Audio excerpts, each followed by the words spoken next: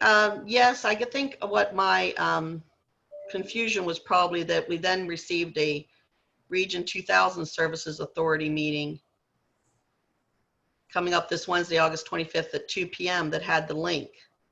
I've asked you about it. So I assumed it was over the,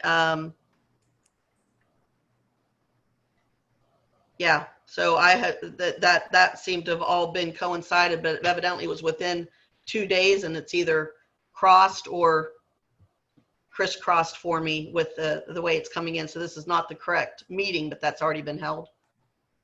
Yes, the Planning Commission met on Monday for the first opportunity to review and make a recommendation up to the Board of Supervisors, who will hear that on the October 5th meeting. Okay, so then I have no more comments with this in particular. Thank you very much. Mr. Carter, you indicated you had a question? Yeah, so the speakers, in referring to rezoning, I guess you know, Frank, and I missed this, is it storage buildings? Is it also residential properties that would be rezoned? From what to what? That's a good question. I want to say it's general commercial to multifamily, or maybe, no, I'm sorry, it's single family to multifamily. So is the property proposed to be rezoned adjacent to the landfill? No, it is not. Good, okay. Good enough for me. Okay, so hopefully that's some clarification for folks on the meeting. Is there anyone else who'd like to offer comment? All right, hearing none, let's go ahead and move on. We've got a set of meeting minutes for approval, please.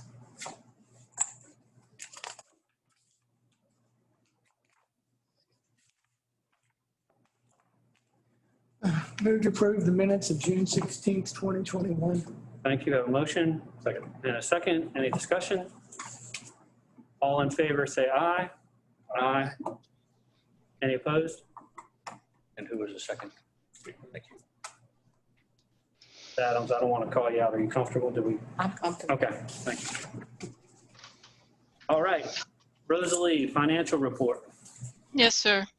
We're going to start with attachment 5A. This is for the fiscal year ending June 30, 2021. And we're going to start with Schedule 1.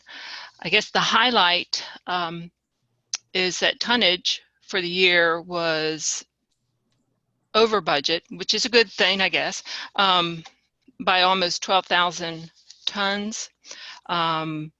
The localities tonnage was over by almost 10,000, and the market rate was around 2,000 tons in excess of budget.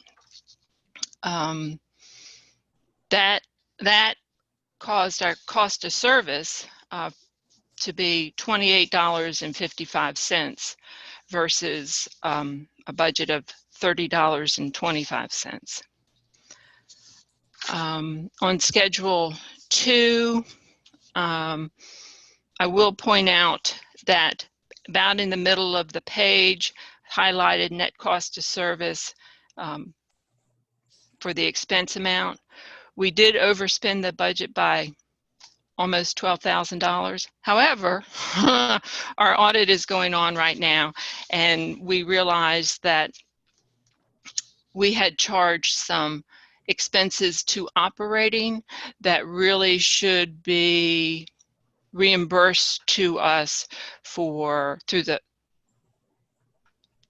bond whenever we get that issued. So that number is about $40,000 that we're going to have to correct that.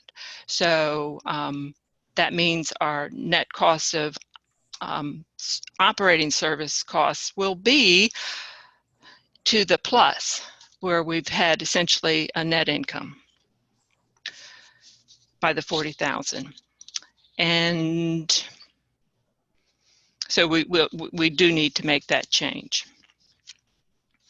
Those costs that we had incorrectly coded are, I'm looking at Schedule 4, up at the top part under Engineering, Monitoring, and Services in Campbell County.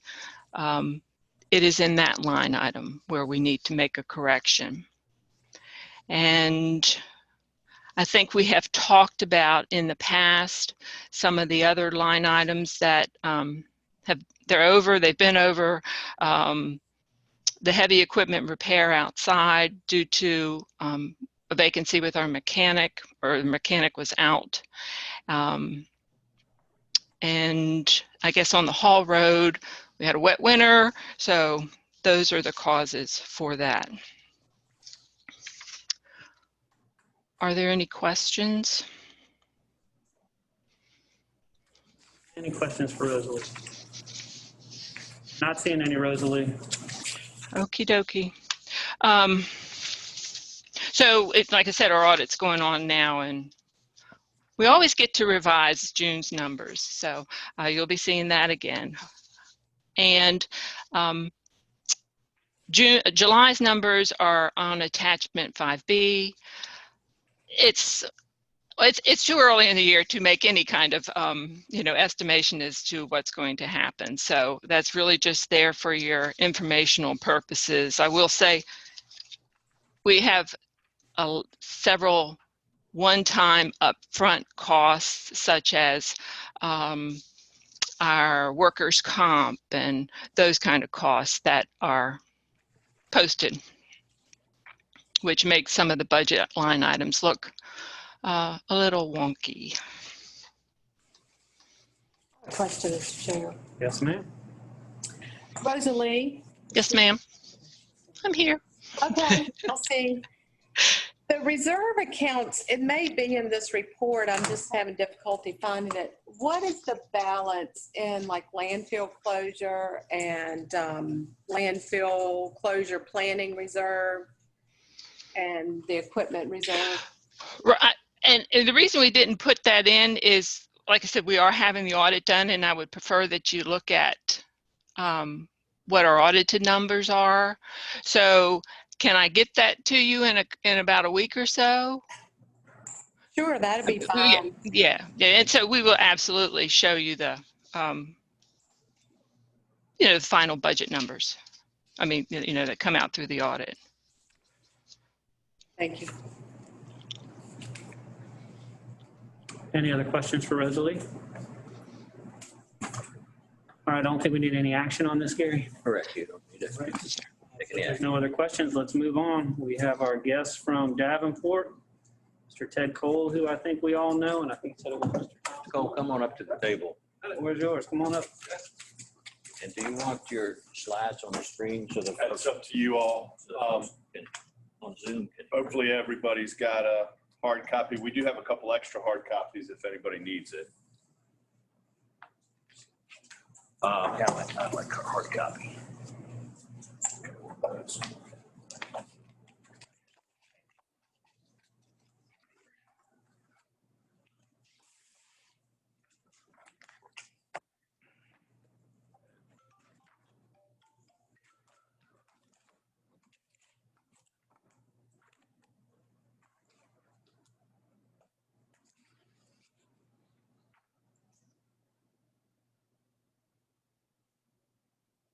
Go for it. Okay, yeah.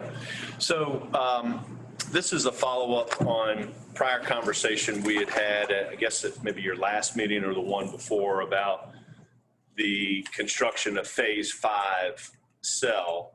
And at that meeting, sort of directed staff to go ahead and start to do some analysis. So we've been working closely with the authority staff as well as Burns and McDonald and Draper Aiden to put this info together.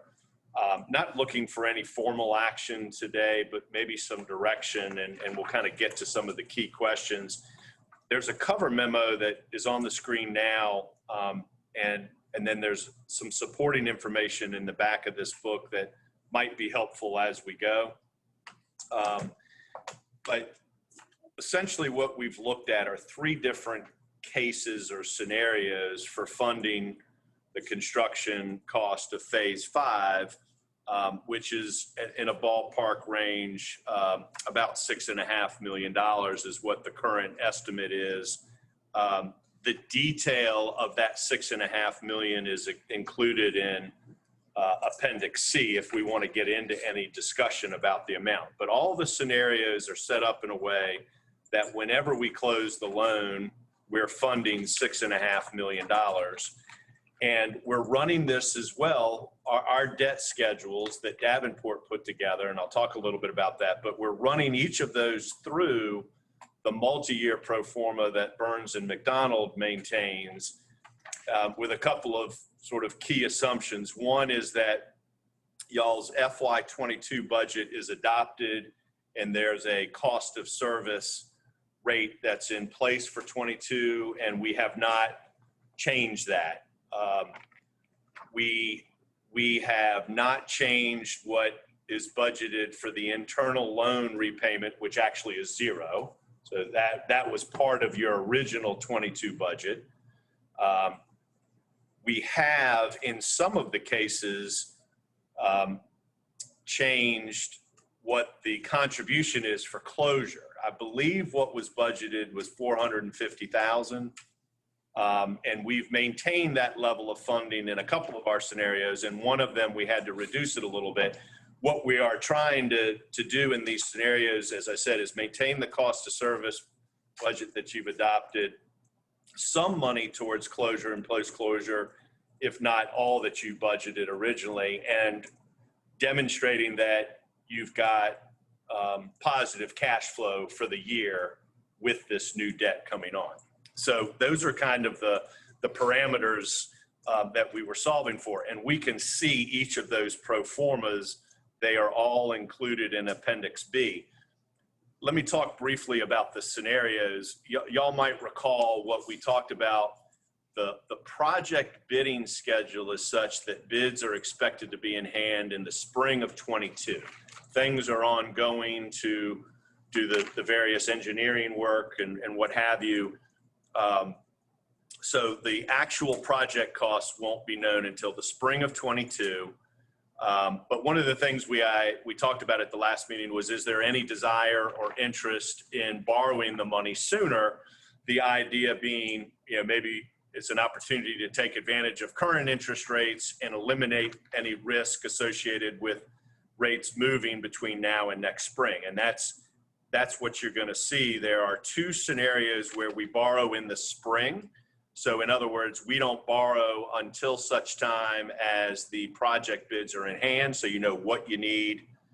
And the third scenario is, what does this look like if we borrow earlier this fall, ahead of the project bids? And if we were to do that, borrow this fall, the authorization for the borrowing would just need to be written in such a way that, if we don't borrow enough, right, and project bids come in higher, you may need to go back and borrow more or use authority reserves to make up the shortfall if there were to be one. Or if bids come in lower than what we borrowed, you just have to be able to find, as an authority, a permitted use for any excess borrowing amount, whether it's a project or even, the first year's or partial first year debt payment. So that's really one of the big distinctions between the spring and the fall. And then you'll see in the description of the scenarios a concept known as capitalized interest. There is no capitalized interest in the first scenario, but in the other two there are, and that is essentially just borrowing money to pay some portion of the first interest payment. It's done fairly regularly for cash flow purposes, but I should have mentioned the other thing that we know is the FY22 budget that was adopted did not anticipate any debt service for this cell.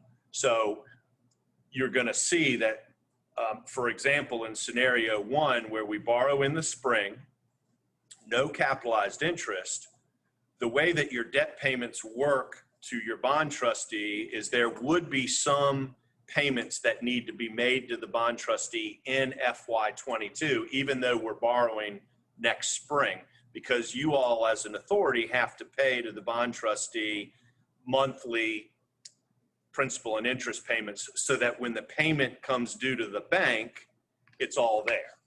And so what you'll see is in that scenario one in the memo, there would be about $98,000 that would be due in FY22 that wasn't budgeted for. And you're going to see that in order to make that work, we just reduced the contribution that was budgeted for the closure and post-closure, and we made it up in the outer years. Scenario two is also a spring borrowing, but we do capitalize the interest. So we borrow a little more, but by doing so, we don't have to make any FY22 payments, but we have more payments to make because we borrowed slightly more. And then the scenario three is if we borrow sooner, the idea being we want to take advantage of interest rates, we're comfortable borrowing based on an estimate, and we are also capitalizing interest so that we avoid an FY22 payment.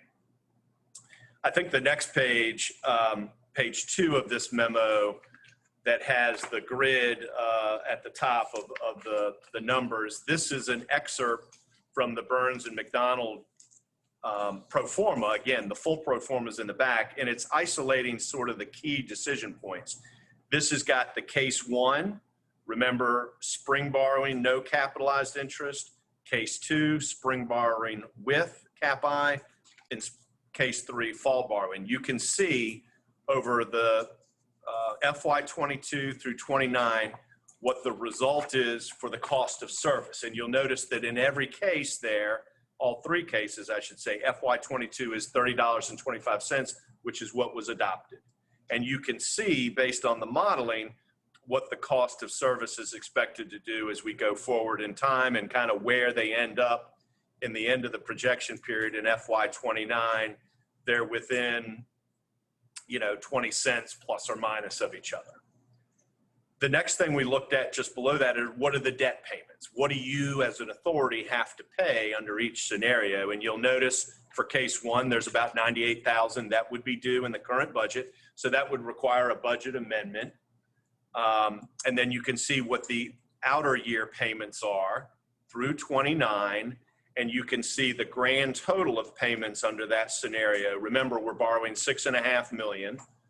So over the life of the loan, and we have set this up where the debt would be amortized through fiscal 29 because that is the expected useful life of the cell. And so you can see what the total debt service is for any of those scenarios.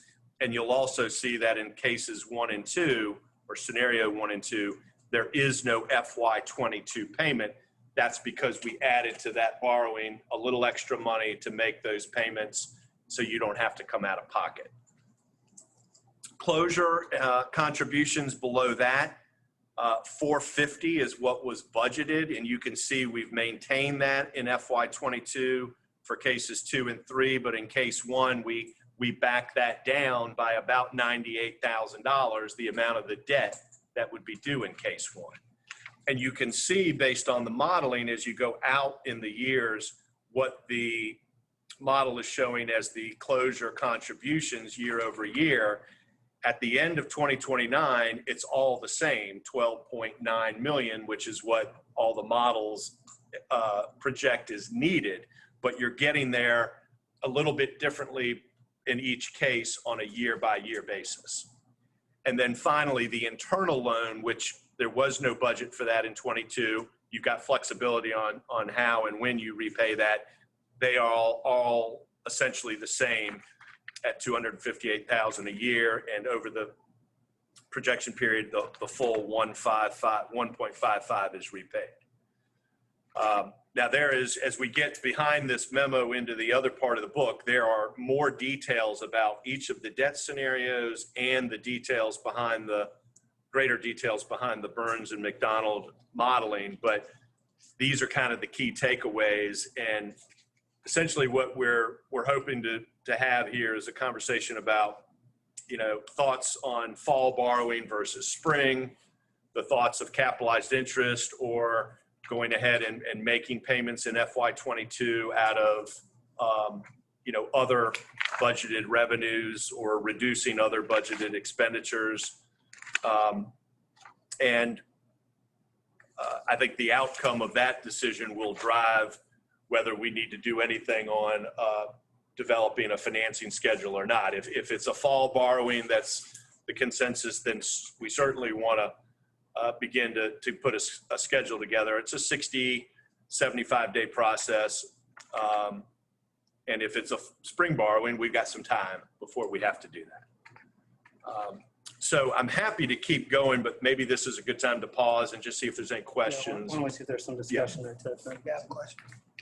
Ted, so just to be sure, the cost of service projections through 2029 also provide for debt payments, closure, and internal loan. They cover All of that and all the other items that flow through your budget. operations. Correct. And if you care to, behind tab B, you can see each pro forma, and you'll see all the details of the cost of service rate, the member rate, market rate, the various operating revenues and expenditures, and debt service. And then the model is showing that each of these is showing that you're at least break even in any given year based on the pro forma. Did I miss the bulk? It's the same as what you've got, but there is another. Oh yeah, what was in your agenda doesn't have tabs. I apologize. Ted, if I may. Thanks. So one of the suggestions in scenario one is that we reduce closure, post-closure to begin our initial payments. But could we not also look to FY21 year-end balances? We know that tonnage came in high. You know, the notion of trimming anything out of closure, post-closure doesn't necessarily sound good to me. I don't like the feel of that, but our revenues had to come in over because our tonnage was over. There's going to be even more than we would normally transfer to the operating reserve. Is not another strategy to say, hey, let's take the first 98,805 or conversely the first 26,164, take those for this next sell, and then just go with one of the spring borrows and over the lifeline save us on interest? Is that a viable I think approach? absolutely, yeah. And just- so, Yes. go ahead. So if I may, everyone, I'm sorry. If we were to do that, is there a difference between scenario 1 and 2? I assume scenario 1 is just overall lesser interest costs without going back to the detail, Yes. because it's a bigger front end payment from us. Scenario 1 is the lowest cost borrowing. We have run all of these scenarios on a planning rate of 4.5%. And if I could get you to go to the landscape pages, page 2. It's towards the front, right behind the memo. Okay, you have it. Keep going, This Steve. one, you want to see the table? That's it, yeah. Sorry. That's all right. Here's a hard copy if you want to see it. Yeah. Okay. Come on, keep going.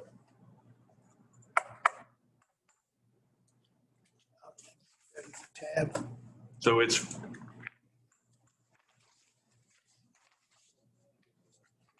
there you go. Thanks. Couple things here that I think this will be helpful as you look at these 3 scenarios or cases. It's the timing of the issuance. We've covered that. Whether or not there's capitalized interest. The goals, if you will. So scenario 1 is to minimize the interest expense, borrowing later, and amortizing it over the same period of time. Scenario 2, the goal was no payments in 22. And scenario 3 was no payments in 22 and lock in interest rates because it would be a fall borrowing. Final maturity is the same for all of these. It lines up with the currently expected useful life of the cell, 4.5%. You can see the total debt service for each scenario on line 6. Right below that is the difference in the total debt service compared to scenario 1. And then this was the very bottom of this chart is the market movement that could occur such that the total interest due on this loan for scenarios 1 and 2 would match scenario 3. So in other words, if you want to wait for the spring, you've got a 0.5% of cushion rates could go up by 0.5% between now and the borrowing in the spring before the debt service would match scenario 3, which is the highest debt service of all 3 cases.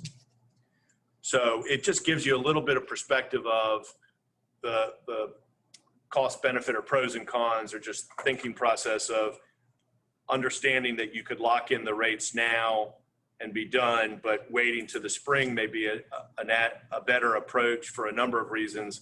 And you've got about 0.5% of play, where rates could go higher by about 0.5% before the total debt service would equal what is in the fall borrowing. So my take is the impact to our tipping fees is de minimis year over year. Basically, it's pennies. Any of these are going to cost us about, what, $3 in 23 and then another $4 in 24, and it plateaus out. I'd rather go out when we've got good numbers, if we've got, you know, a little bit of wiggle room in the pad with a spring borrow, rather than borrow now and carry it. And presuming we have some one-time money, I would just as soon push that into the borrow instead of take it out of closure and post-closure to front load that, so that we got the best option together. So in my estimation, presuming there is 96 or whatever it is, $1,000 left at year end over and above what we had previously anticipated, my recommendation is to go with scenario 1, just because it's it is cheapest in total, right? So Gary or Rosalie, are we safe to assume that there would be at least 98,805? I'm sorry, guys, I'm hogging the conversation. That's good. I have a question about this interest rate. Isn't that high for the current market? It is, yeah, Okay. it is high. I guess in some of these scenarios, we're borrowing 6 or 8 months from now, right? So it's hard to know what rates might do. We know, particularly with bank financing, that there's often a pretty wide spread from one bank to the next, right? They're looking at the exact same loan and credit, but somebody's at 3 and somebody's at 375. And so we're trying to account for that. And then I think, as we've discussed, I think just related to the Region 2000 credit and some of the other things that have been going on here as an organization, we're trying to be conservative in the interest rate assumption, just, you know, out of caution and managing expectations. So, you know, certainly we would hope they would come in lower, but it's just an estimate at this And point. if they do, that's to our benefit.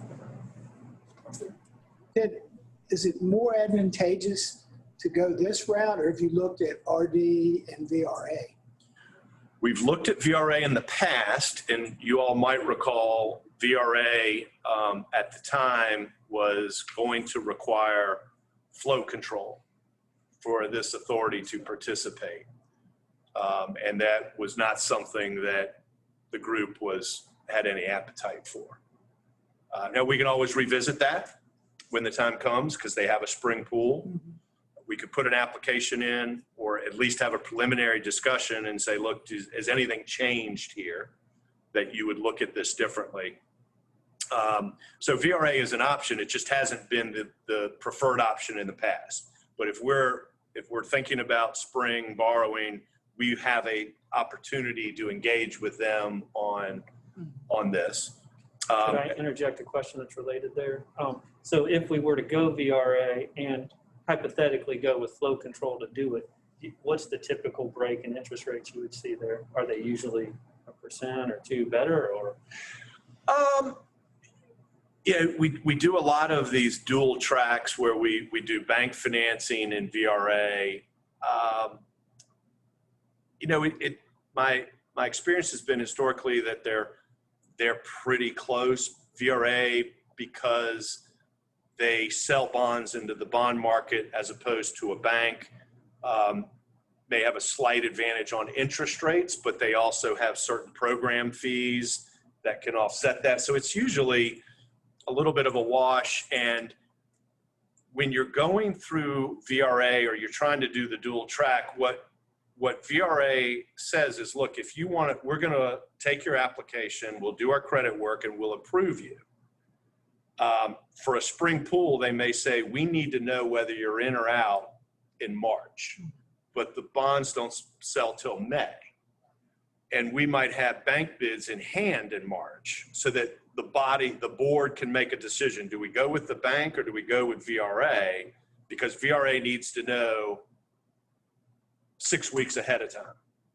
And oftentimes what we find is they say, well, we got a bank bid here and we got 6 weeks to go before VRA prices their bonds. On paper on that day, VRA might be a bit better, but you got to weigh that against waiting 6 more weeks where interest rates could move. So I think we would cross that bridge when we get to it, but it is not only a function the way it lines up on a schedule of what the interest rates are on the day where you're trying to make a decision, but I'm pretty comfortable that when that day comes, you're still going to have 6 to 8 weeks before VRA can lock in their rate.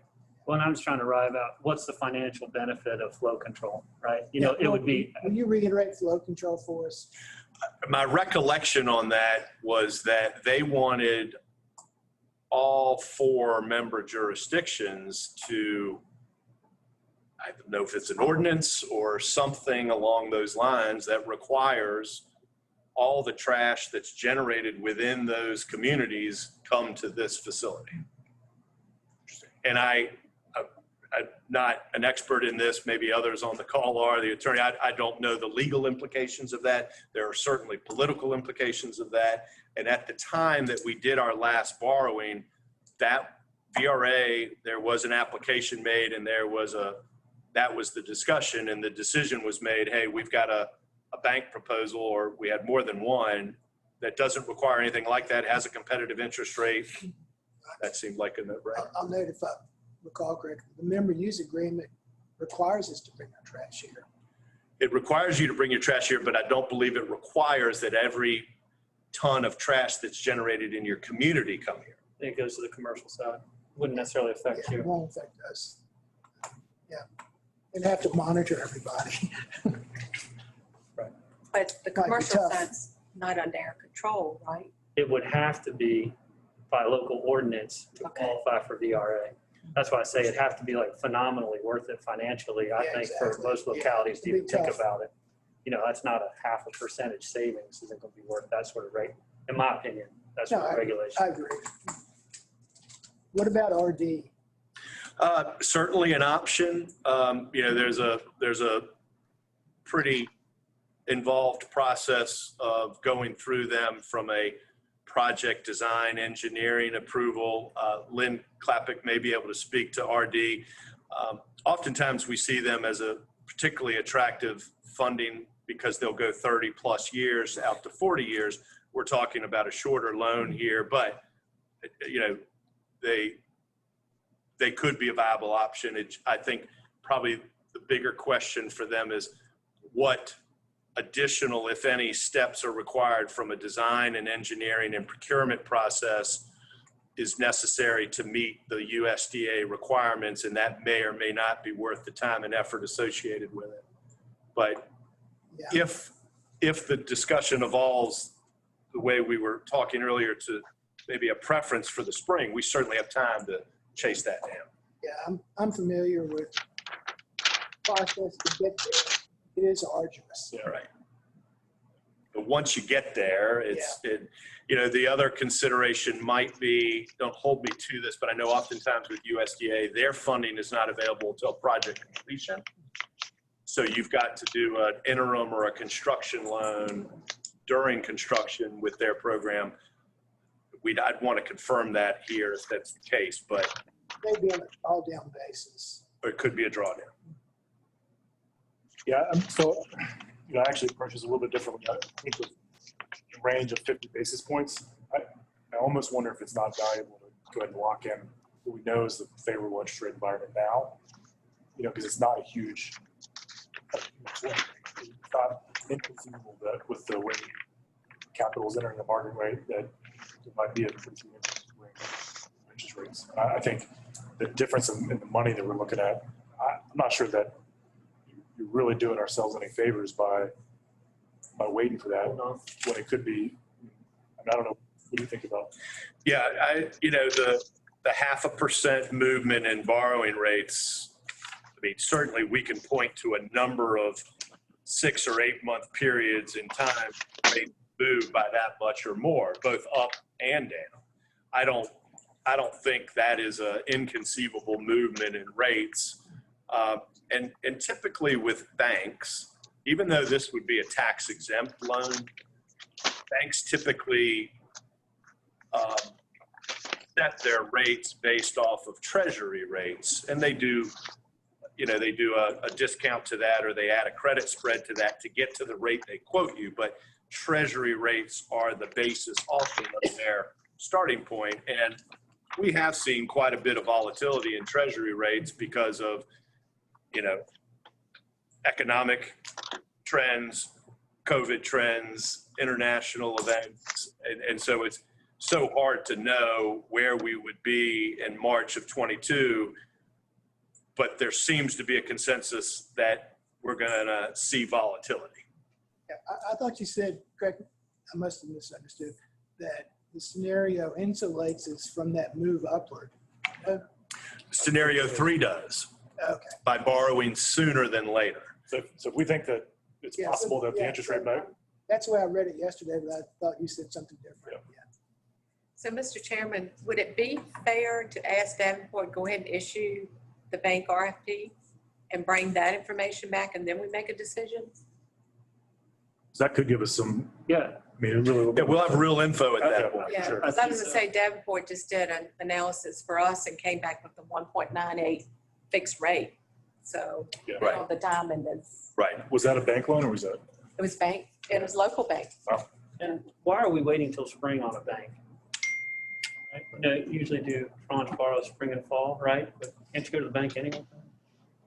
Any old time. So Yes. if we saw rates starting to move, you could pull the trigger, could you not? True, yeah. So if this was like a standard bond kind of thing, I read kind of your approach makes a ton of sense. I'm not saying it doesn't still. In terms of if you see the market moving against our plan, you could go out and take the loan. Could you not, Ted? Yes, I mean, you all, through a bank financing, can authorize that to be done at any time. You're not beholden to anybody else's schedule. We could certainly do an RFP. The beauty of that, when the bids come back, you're not obligated to do anything with them. And at that point, we've got some real data to update this with, not only the rate and what the debt service would be and how that flows through the modeling, but we'll be able to be a bit more specific about weighting and what kind of exposure you can withstand on rate movement. So we are certainly prepared to do that, no problem at all.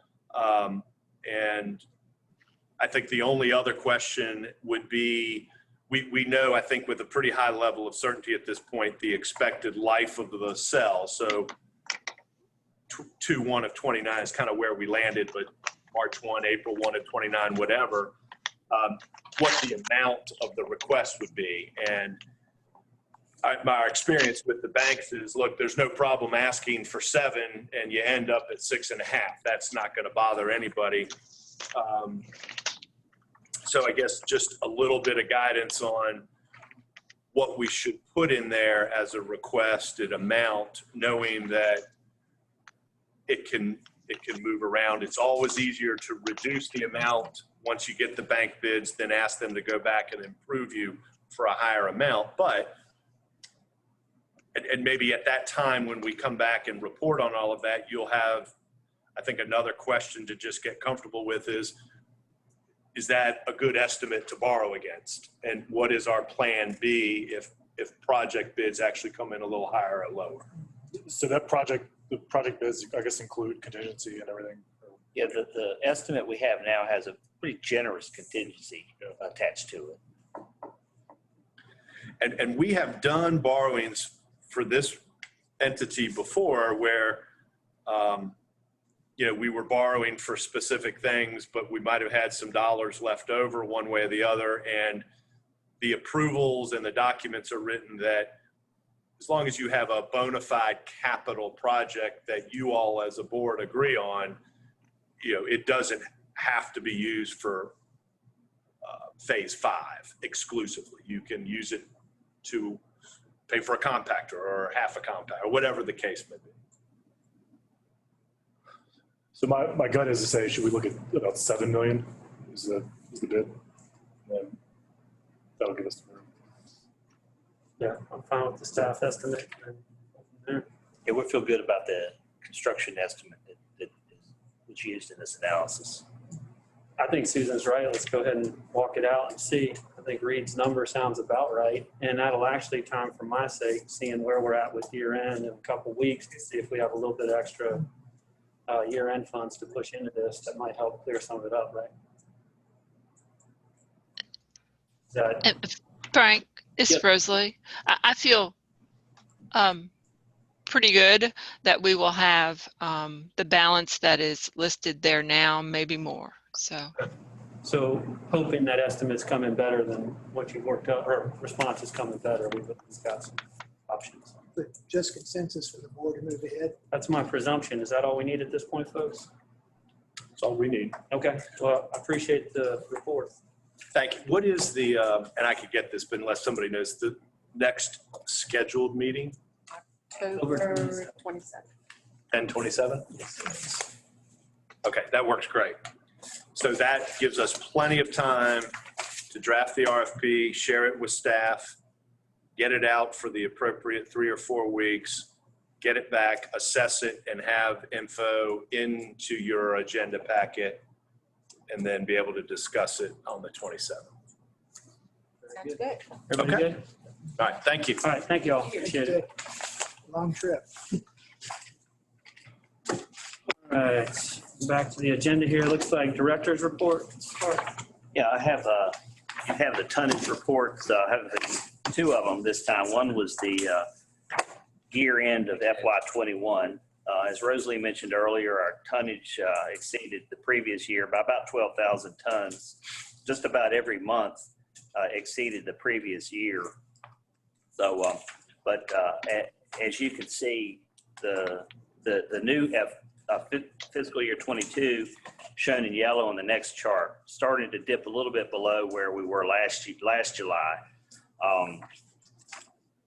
Yeah, we'll keep a close eye on that because the budget cycle's coming up to look at projecting whether or not we feel comfortable increasing those projections based on these numbers. Last year was a little odd, as we all know. So, and as Rosalie said, a lot of the tonnage came from our members, which is mostly residential waste. So I think there's a lot of basement cleaning out going on last year and whatnot. So we always keep a close eye on this, and as we move towards the budget, we'll make a judgment on whether or not to increase our annual tonnage or keep it flat. Next, I have the odor report. Since our last board meeting, we've had 4 complaints from 3 addresses. I have one other thing I'd like to discuss that's not here that Gary and I talked a little bit about yesterday. And we've been having some internal discussions with staff down at the landfill about is our hourly rates for our operators. Our operators, we've been real fortunate the last three or 4 years or so, where we've had really good retainage, and we've got a really good staff of operators that work real hard to keep everything running smoothly.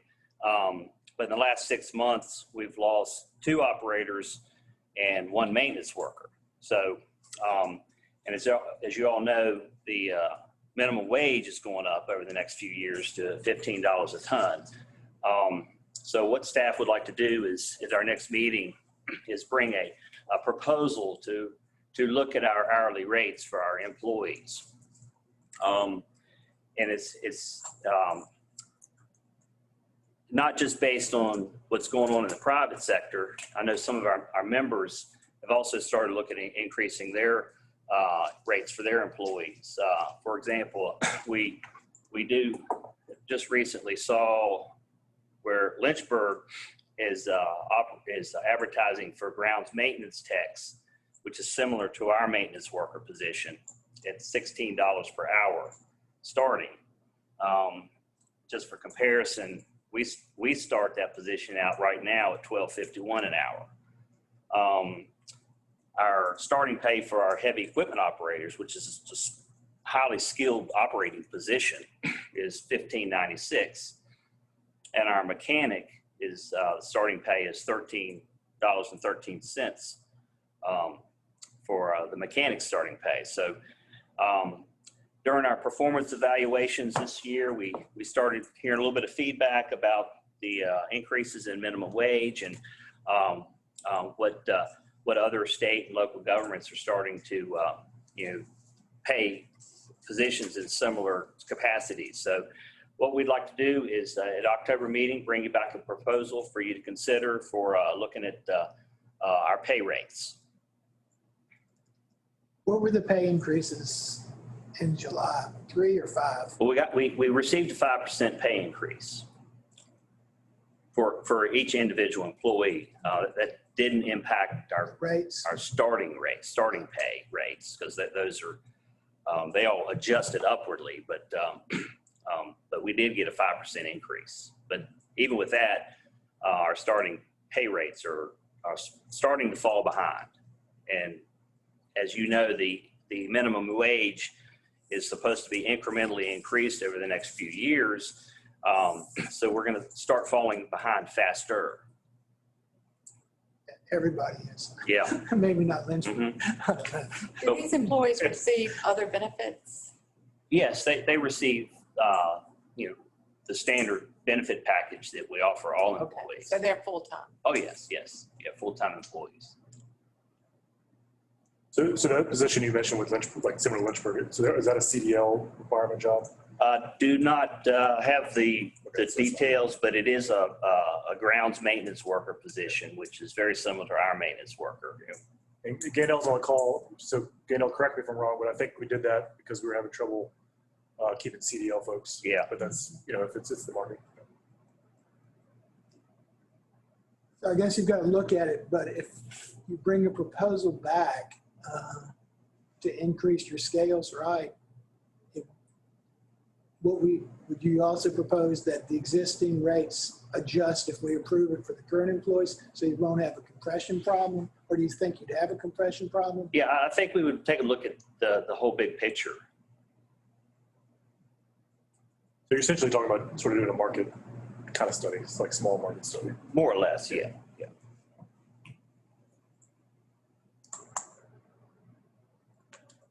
So I'm always it's good good information. with getting data. I Yeah, appreciate me too. staff trying to stay in front of an issue. I'm interested in understanding the totality of the employees. What are their benefits, work hours and schedules, making sure we're doing apples to apples. Recognizing everyone around the table has probably got to do the same thing, particularly in the face of minimum wage. So that on its own for me is only a small part of persuasion. And then I'll also want to see whatever proposal comes in as it impacts the operating budget. We just saw Right. pro formas, and I can get my mind around $3 going up next year, but would this make it go up 4? Yeah. And I'm not saying I wouldn't be for that when I saw the data, but I want to see that impact reflected as well. So again, happy to see the data, want our staff to stay and do good work. Appreciate you staying in front of it, but it's a tough audience. We've all got these challenges, and we need to see We the data understand that. all the way through, right? We have those positions that were vacated. We've been advertising to fill those positions, and we're not getting a lot of applications now, and we're not even getting people that want to show up. They don't even want to show up for an interview when we call them, the ones that do apply. So we're having difficulty finding applicants in the current environment. Transfer station operator position that was added this past July 1, and a maintenance position, and we're not getting any applications or any applications worth considering. It's across every department. And Yeah. every industry, I feel like. Yeah. It's everywhere. So let's do something at the regional authority that exacerbates. I think that's good for budget conversations for the future. Yeah. Sure. As we enter in the next budget cycle, we did want to get out in front of this issue and so we could hopefully maintain our retainage which, like I said, the last pay study that we did, pay increase for our operators, several years ago, helped tremendously. But we're starting to see that the retainage, the employees, one of them went to a private landfill. Like I say, we're all seeing it, which is particularly hard after a 5% increase, which is probably the biggest Right. about anybody else that I remember sort of local government history. So it's a unique time. So Yeah, it is. I think there's a consensus to hear the data, right? Just please make sure it's as thorough a reflection as it can be. And if it's not ready in October to be complete, Right. let's not bring a half step in. Let's have a good conversation when it's ready. And that authority employees understand that it's not going to happen that day, right? That's I mean, I know we all deal with that, right? Yeah, that's right. We all deal with it, but it's. Yeah. that's a great. They just appreciate us being aware of the situation and taking a good look at it. And hopefully with some results, but I know they'll really appreciate us, being aware of the situation and exploring, our options. Okay. Anything else in the director's report, Clark? That's all I have. Okay. Anybody have any other questions for Clark? I'm sorry, I have a question real quick. And I'm sorry, I don't remember the answer to this question, but the landfill phase that we are finishing, or we have for the, I guess, phase 4, I Yes, guess. yeah. When is the projected close date? Well, actually, Or remind me of that. we'll need capacity in about 18 months. But we're not closing phase 4 because phase 5 piggybacks over phase 4. But our projection is to have phase 5 ready to go sometime next late summer, It's fall, winter. FY23, isn't it? Isn't it FY23? Yes, yeah. So we got to get going on it. Yeah, we've got time, but we do need to move forward. Gotcha. Thanks. All right. Any other questions for Clark or Gary? Okay. Next item is other business from members or staff. Is there anything else for our work today from staff? No, sir. All right. Members, anything else? Okay. Brings us to election of officers. How we want to do that since Mr. Benda, I presume, will you remain on the authority? Gary, is there any, I don't think there's urgency here unless you all feel it, but, what are we doing? Let's ask Mr. Hefty if we can elect officers in October and still be okay for the bond. Yeah, and the rule is that officers remain until their successors are appointed. So the current officers will remain until a vote is taken. So yes, we'll be fine. Well, I think correct me if I'm wrong, there's a natural rotation, Campbell and Lynchburg a chair. We kind of punted on that, waiting to see what Lynchburg's timeline was. I'm happy to continue, but I don't, if Lynchburg, if we want to change the practice, but if Lynchburg's ready to grab the chair, I'm not going to be obstructionist about it. So, I don't want to speak for my new boss, but I suspect that he might be okay with if you want to do an extra year and then come back next year. I don't know. okay. Well, I don't think it requires any action unless members want to take it. As understood Mr. Hefty's advice, you're in it until somebody replaces you, right? That's right. Okay, so are we all good with that for now? All right. So if there is no other business, I guess we'll take a motion to adjourn. I so move. Motion second, all in favor? I like to vote to adjourn. All right, thank you all. Thank you. What if you vote no? You don't get to We'll listen. get something. I think we'll probably get something. It's always weird to vote. I don't think most people do. I get it. Call a meeting adjourned, but All right, there you go. Carl, board always votes. I'm not sure why. Yeah. Hey, at least that's one thing in consensus we can have, right? What's that? It said at least we can all vote on that together, right? Everyone have a good day. thank you. Thank you. Oh, good, it's raining. Oh, wow. I was just looking, I thought, it's awfully cloudy or something. I'll give you a lift up the hill if you need it. Rita. It's an awful long way. It's, In the rain, it feels twice as far. So how's everybody love our two-way traffic? Well, with the Or exception of non-construction. the construction. Well, yeah, yeah. I mean, yeah. come That's- on, Reed, that's it's like a team. Almost done, yeah. I think it's going to be really nice. I think it's a Can't have any scandal. problems getting here. Bad for business, and I don't know how anyone's going to continue to operate that. I don't know either. So this is all. That's a good one. Well, Has it seemed to be working out okay? so far, I mean, we haven't, in fact, we had some businesses that were really